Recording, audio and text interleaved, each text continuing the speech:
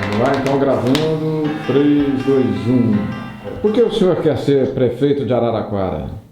Eu posso ajudar muito a cidade de Araraquara e eu tenho certeza que com a experiência que eu tenho como ex-prefeito, a experiência que eu adquiri como deputado, como ministro, eu posso ajudar muito a cidade de Araraquara a superar esse momento de dificuldades que a cidade está vivendo. O senhor foi deputado, ministro, como acabou de dizer. Não é um retrocesso, um passo atrás, voltar? De forma alguma. Eu sempre disse que eu gostaria de disputar a Prefeitura de Araraquara, declarei isso, inclusive, à imprensa no final do ano passado. Essa é a minha cidade, é a cidade que eu moro, é a cidade que eu criei meus filhos, é a cidade que me ofereceu tudo o que eu sou enquanto liderança política. Aqui eu fui vereador, fui prefeito, foi a cidade que me deu a votação expressiva para deputado, portanto, uma cidade que eu devo muito.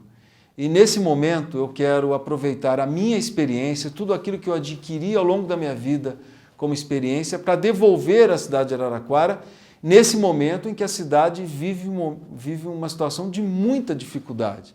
Quando o senhor foi prefeito de Araraquara, o presidente Luiz Inácio Lula da Silva estava à frente do governo. E agora, como será governar sem o PT? Olha, primeiro, nós temos que aguardar o desfecho do processo do impeachment. Nós ainda não sabemos qual a posição que o Senado vai assumir. Nós temos um longo processo pela frente, onde efetivamente a presidenta Dilma irá apresentar a sua defesa e ela, evidentemente, pode voltar a governar o Brasil. Agora, o que as pessoas têm que entender é que no governo Lula e Dilma, muita coisa mudou em Brasília. Nós criamos, tanto o governo Lula como o governo Dilma, criou no Brasil patamar de avaliação de programas e projetos extremamente republicanos. Isso, a minha passagem pelo governo federal, estando em Brasília como ministro, conhecendo a estrutura do Estado brasileiro, o que eu posso afirmar hoje é que se Araraquara elaborar programas de qualidade, se Araraquara elaborar programas que sejam sustentáveis, se Araraquara elaborar projetos que sejam viáveis, projetos embasados, e conhecendo a estrutura do governo federal como eu conheço hoje, eu digo a vocês que Araraquara terá acesso a muitos recursos. Como será disputar as eleições com a candidata Edna, sua ex-mulher? Eu quero dizer à população de Araraquara, se depender de mim, a disputa eleitoral em Araraquara será em altíssimo nível, altíssimo nível. Eu quero debater programas, eu quero debater projetos, eu quero debater saídas para a crise que Araraquara vive hoje. Portanto, esse é o debate que eu farei com todos os candidatos e candidatas que estarão concorrendo comigo. Portanto, uma eleição em altíssimo nível. E se o quadro se configurar onde a Edna esteja na disputa, a Edna que eu conheço desde adolescente, a Edna que eu conheço toda a sua família, tenho respeito por ela, respeito pela sua família, ela que é mãe do meu filho mais velho, vocês podem ter certeza, e ela sabe disso, o meu debate de projetos, de propostas com ela será em altíssimo nível e de forma muito respeitosa. Alguns empresários dizem que foram pressionados por você para a doação de campanha. O que o senhor diz a respeito dessas denúncias? Se criou a tese de que doações da campanha da presidenta Dilma foram feitas sob pressão, que eu pressionei empresários para que eles fizessem doações. Isso é uma tese. Por que é uma tese? Porque muitas vezes as empresas doavam o mesmo valor para a campanha da presidenta Dilma e o mesmo valor para as campanhas adversárias.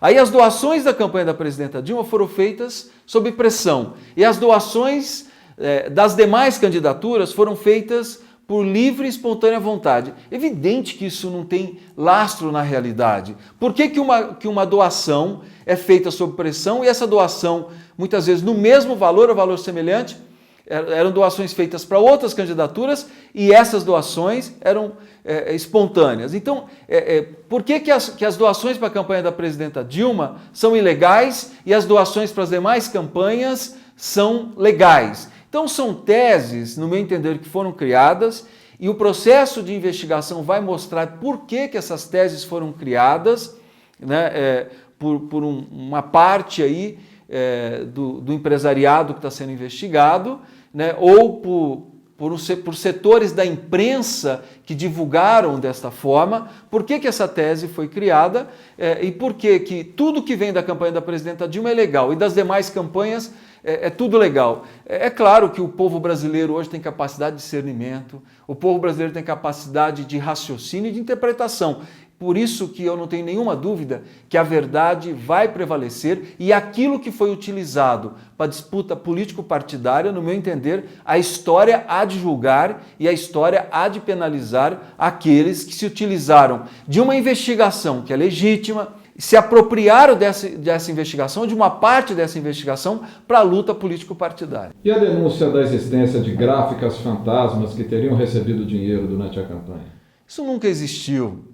Tanto é que nós provamos cada panfleto que nós pedimos, que nós encomendamos as gráficas, nós provamos que os panfletos foram rodados, que o material foi entregue e que nós auditávamos. A própria campanha mandava auditoria nas gráficas, tanto de jornais, de panfletos, como de materiais plásticos, como de todas as formas de materiais de divulgação. A campanha fazia auditoria nessas empresas. Tanto é que toda essa auditoria, como eu já disse, foi apresentada ao TSE e todas as despesas da campanha da presidenta Dilma, essas despesas foram aprovadas de forma unânime pelos ministros do TSE. Houve Caixa 2 na campanha?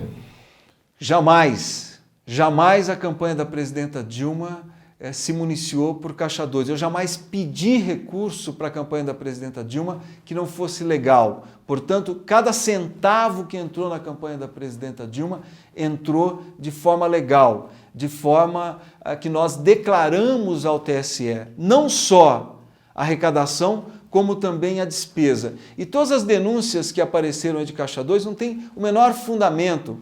São, no meu entender, calúnias que muitas vezes são feitas com o único objetivo de atingir politicamente a campanha da presidenta Dilma. Por isso que eu digo, né, que a história há de mostrar o que é fato, o que é verdade e o que foram especulações utilizadas para disputa político-partidária. A campanha da presidenta Dilma jamais, a campanha presidencial, a campanha que eu fui coordenador financeiro, jamais teve um centavo sequer de Caixa 2 e tudo isso será provado, como já foi provado ao TSE, será provado no momento oportuno às autoridades brasileiras.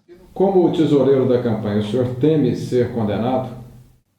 Jamais. Eu tenho plena consciência da minha conduta, eu tenho plena consciência da forma, como eu já disse, ética, moral e que eu atuei dentro da legalidade.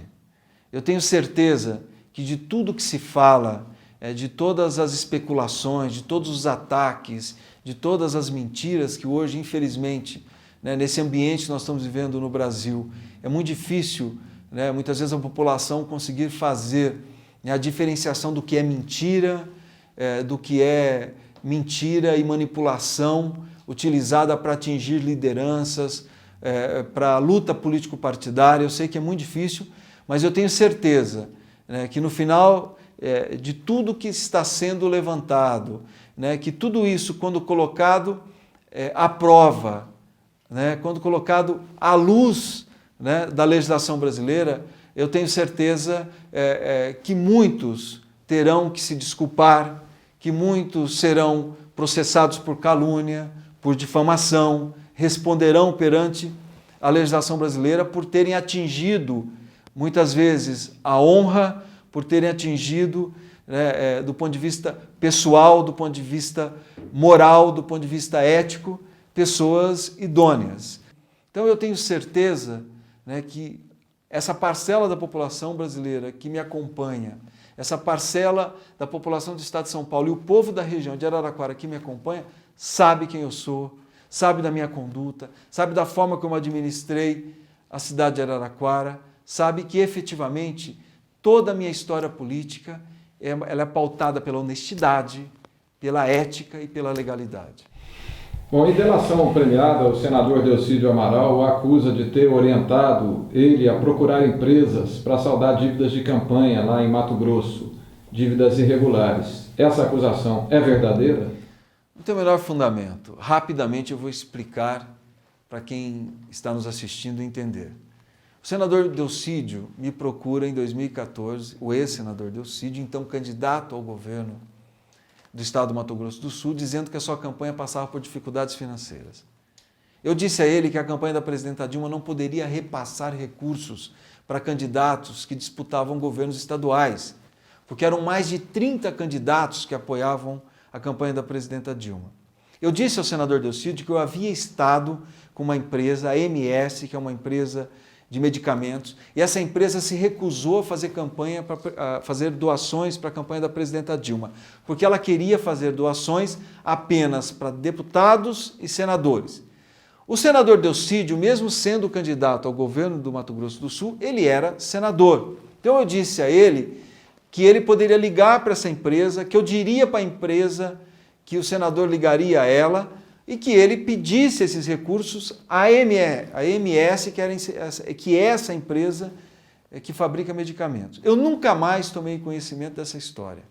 Eu nunca mais soube qual foi o desfecho dessa história. Portanto, eu fui tomar conhecimento desse fato na delação do senador Delcídio. E o próprio senador Delcídio diz na sua delação, isso é importante, que a empresa jamais doou e que as empresas prestadoras de serviço da campanha do senador Delcídio jamais recebeu recursos. Portanto, se ninguém doou, se ninguém recebeu, não existe fato. O seu partido, né, o PT, é comprovadamente ligado à corrupção, né, com condenações e tudo isso. Se o senhor não é corrupto, por que está no PT? Olha, primeiro é importante dizer que o ambiente que nós estamos vivendo hoje no Brasil, todas as denúncias que vieram à tona, o que isso mostra? Mostra uma falência do sistema de financiamento político partidário brasileiro. Claro que o PT tem sido atingido, mas não é só o PT que tem sido atingido. A imensa maioria dos partidos também hoje sofrem denúncias e estão sendo investigados. Portanto, esse quadro que se desenhou no país mostra, né, a falência do sistema político partidário brasileiro. Eu penso que o PT, como os demais partidos, né, que se encontram nesse momento de dificuldades, esses partidos têm que apresentar uma agenda ao povo brasileiro, propondo mudanças no nosso sistema político, no nosso sistema partidário, no sistema de financiamento político partidário brasileiro. Tem que propor mudanças também em relação não só à reforma político-partidária, mas em relação à reforma do modelo de representação. Não é possível que nós tenhamos uma crise tão grande, onde o eleitor seja tão distante do eleito, onde a sociedade civil seja tão distante do Estado. Eu penso que são reformas fundamentais para que a gente possa superar esse momento de crise, não só com esse desgaste imenso que todos os partidos estão sofrendo, mas que a gente possa superar esse momento de crise redesenhando o modelo político partidário brasileiro. E também quero aqui aproveitar essa oportunidade para dizer que tudo isso também não isenta o PT de, em algum momento, estabelecer diálogo com a sociedade brasileira e reconhecer os seus erros. Por que o senhor concordou em fazer essa entrevista? Olha, primeiro, porque para mim não tem tema proibitivo. Para mim não tem tema que eu não deva enfrentar. Eu repito, eu tenho uma história política que foi construída. Eu fui vereador em Araraquara, eu fui prefeito, eu fui deputado, eu fui ministro. E jamais eu me escondi do debate. Jamais eu fugi do debate. E foi assim que eu me construí politicamente, de forma transparente, enfrentando debates e me portando de forma ética. E é assim que eu vou continuar construindo a minha trajetória política, né, onde eu possa prestar contas de forma muito clara e transparente para a sociedade. E quais os desafios que o senhor espera encontrar na Prefeitura de Araraquara se for eleito? Olha, são grandes. Não só aquilo que eu possa dizer aqui, mas aquilo que a população de Araraquara diz nas ruas, né? A cidade passa por uma precarização dos serviços públicos, tem uma desorganização na rede municipal de saúde. E quando nós falamos de organização da rede municipal de saúde, talvez uma parcela da população de Araraquara não sinta esses efeitos, né? Mas principalmente a população assalariada, a população que tem os menores salários, a população que mais precisa do serviço público é quem mais sente. Muitas vezes as diretoras, para avisar uma mãe que a criança está doente, é obrigada a utilizar seu próprio celular porque o telefone da unidade de educação está cortado. A população viu, né, toda a desorganização do sistema público de transporte com o fim da CTA. Né? A população tem visto, né, o abandono, muitas vezes, das áreas públicas sem manutenção, né, a falta de manutenção das nossas vias públicas, né, a desorganização de programas sociais importantes para os bairros de Araraquara, como as escolinhas de esportes, como as oficinas culturais, né, a desorganização dos programas sociais que a cidade de Araraquara sempre teve, que fez com que ela se tornasse referência em qualidade de vida para o Brasil, chegando a ser, em 2007, a primeira cidade em qualidade de vida do país. Então, tudo isso foi desorganizado. Não é possível que Araraquara não entre na agenda da economia criativa para que a gente possa fomentar novas âncoras do desenvolvimento econômico. Então, sem dizer que Araraquara precisa enfrentar o debate da ocupação da área remanescente dos trilhos no centro da cidade, nós temos que debater com a cidade de Araraquara uma destinação para aquela área.